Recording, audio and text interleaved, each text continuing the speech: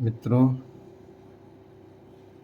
आज वैधव्य योग पे चर्चा की जाएगी। जैसा कि आप जानते हैं, वैधव्य योग किसी स्त्री की कुंडली में सप्तम भाव या सप्तम भाव के कारक ग्रह के पीड़ित होने से बनता है। वैधव्य योग में किसी भी स्त्री का अपने पति से वियोग की स्थिति बनती है। यह स्थिति शुरुआती चरण में भी हो सकती है विवाह के, या विवाह के अंतिम चरण में भी हो सकती है। अंतिम चरण में अगर हो रही है तो ज़्यादा चिंता की बात नहीं है, लेकिन अगर शादी के 2 साल, 3 साल, 4 साल में वैधव्य योग हो रहा है तो इसकी स्थिति अच्छी नहीं है। यह चिंतनीय है। वैधव्य योग एक कष्ट देने वाला योग है।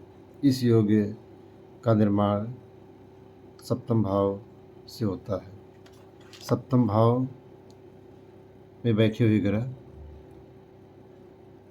मान लो सप्तम भाव में सूर्य बैठे हों,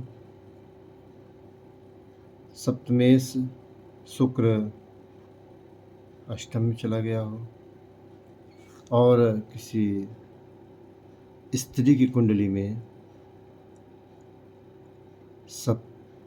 पति का कारक ग्रह गुरु होता है, गुरु दशम में चला गया हो। ऐसी स्थिति में अगर सामान्य दृष्टि से ही देखा जाए तो इसमें सप्तम भाव में जो बैठा हुआ ग्रह सूर्य है वो नीच का है। सप्तमेश अष्टम अथवा गड्ढे में चला गया है। दुख, पीड़ा, कष्ट में चला गया है। अचानक जीवन में आने वाली दुर्घटनाओं के भाव में चला गया है। और जो किसी भी स्त्री के पति का कारक ग्रह होता है गुरु, वो दशम में जाकर के मकर राशि में नीच का हो गया है। तो ऐसी स्थिति में वैधव्य योग का होना निश्चित होता है। वैधव्य योग के बारे में कुछ अशुभ योग होते हैं या अशुभ स्थितियां बनती हैं जब सप्तम भाव, सप्तमेश या सप्तम भाव का कारक ग्रह नीच राशि में हो, शत्रु राशि में हो, अस्त हो, 6, 8, 12 में चला गया हो, 20 नवमांश में हो, मृत्यु भाग में हो, या सप्तम भाव में बैठा हुआ ग्रह सूर्य क्रूर एवं उग्र नक्षत्र में हो, सप्तमेश क्रूर एवं उग्र नक्षत्र में हो, या सप्तम भाव का कारक ग्रह गुरु उग्र एवं क्रूर नक्षत्र में हो, तो ऐसी स्थिति में वैधव्य योग का होना अति आवश्यक हो जाता है। मित्रों, अगर सप्तम भाव में 2 या 2 से अधिक गुरु ग्रह का प्रभाव कहीं से आता है तब भी वैधव्य योग का निर्माण हो जाता है। जैसे सप्तम भाव में सूर्य नीच का होकर बैठ गया हो, एक प्रमुख कारण तो यही है। दूसरा, मान लीजिए पंचम में शनि बैठा हो, तो शनि यहाँ से बैठ के तीसरी दृष्टि से सप्तम भाव दिखेगा। और मान लीजिए यहाँ पे मंगल बैठ गया हो तो मंगल अपनी चतुर्थ दृष्टि से सप्तम भाव को देखेगा।